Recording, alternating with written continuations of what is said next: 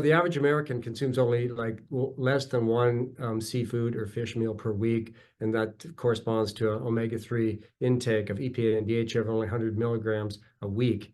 Good morning. My name is Evan O'Keefe, and I'm a fellow at University of Missouri, Kansas City. And this is James O'Keefe, coming to you from St. Luke's Mid-America Heart Institute. James O'Keefe here is staff, and we're going to be talking to you today about our recent article, Circulating DHA and Risk of All-Cause and Cause-Specific Mortality, that should be coming out in the April issue of Mayo Clinic Proceedings.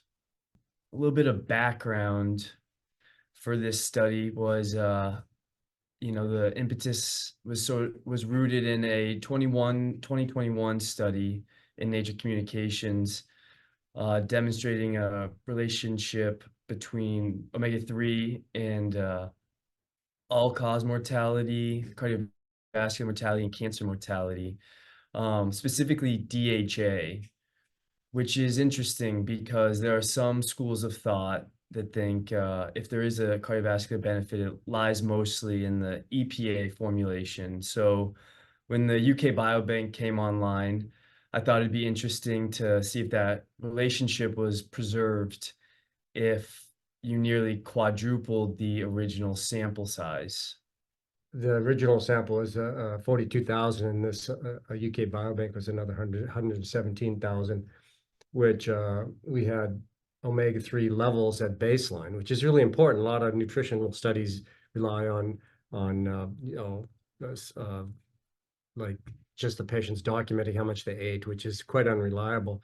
Questionnaires, food questionnaires. So this one actually look at blood level. The only way you get EPA and DHA blood levels is through eating fish or seafood or taking omega-3. And so we're looking at those blood levels at baseline, and then a long-term follow-up to see how many of them died and what have they died of. Here you'll see the figure 2, which kind of graphically depicts the results by quintiles, and I think it's a pretty clear message. Not only was the relationship preserved, it was actually improved upon marginally. So in that original 42,000, there were 17 cohort studies, and the risk of all-cause mortality was about 15%, if I remember correctly. Cardiovascular mortality was 21%, and cancer mortality was a 14% reduction.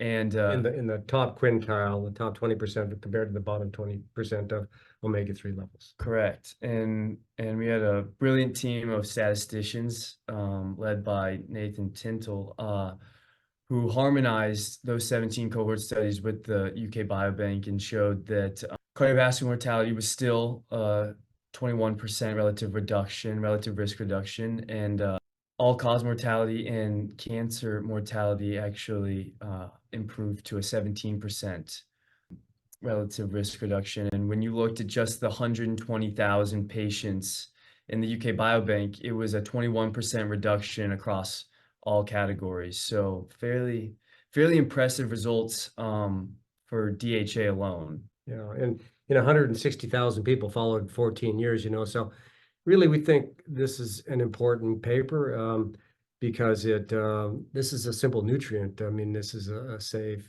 simple, low-cost way to change a risk factor for all-cause mortality, cancer mortality, cardiovascular mortality. And, there's biologic plausibility to this as well. When you look at the effects of omega-3, that it slows telomere erosion, which is strongly correlated with survival. It also it changes mTOR, which is a key pathway that controls aging level. It does things like lower inflammation and lower blood pressure, and also improves vagal tone, which is strongly correlated with health and longevity. And kind of goes along with the big meta-analysis. Everyone that you mentioned that randomized placebo-controlled trials. Yeah, so that was also, I think, published in 2021, which it needs to be stated and remembered that what we're doing here is a cohort study, so you can't imply causality. You can only just draw inferences based on just this mere association, but it does fall in line with meta-analysis of RCTs published in 2021, which documented very similar findings. Most notably, it was about a 35% risk reduction in fatal MI. And, amongst other I think mechanisms. CVD mortality was down as well, and that's significantly down. So this recurring theme that high omega-3 levels or omega-3 supplementation in the case of the randomized trials correlate with improved life expectancy. Yeah, and it's interesting to say the least. There's so much discourse in this field.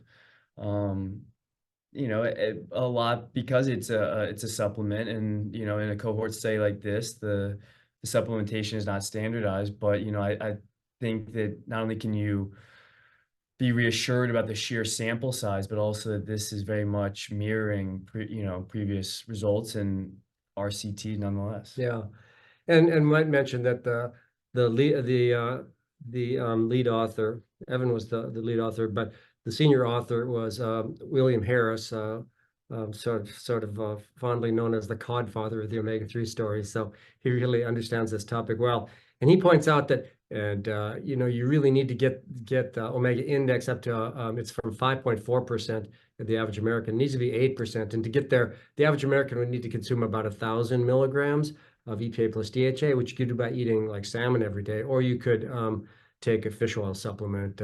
If you're in the bottom quintile of our study, you'd need to take 1,600 milligrams. So someplace between 1,000 and 1,600 milligrams of EPA plus DHA per day would get you into that favorable range. So thanks for listening. Yeah, it's been a pleasure. We hope you found this presentation from the content of our website valuable. Our journal's mission is to promote the best interests of patients by advancing the knowledge and professionalism of the physician community.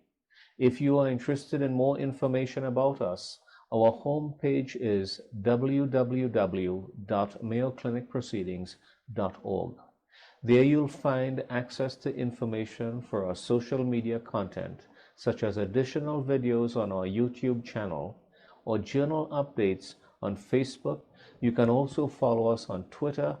More information about healthcare at Mayo Clinic is available at www.mayoclinic.org. This video content is copyrighted by Mayo Foundation for Medical Education and Research.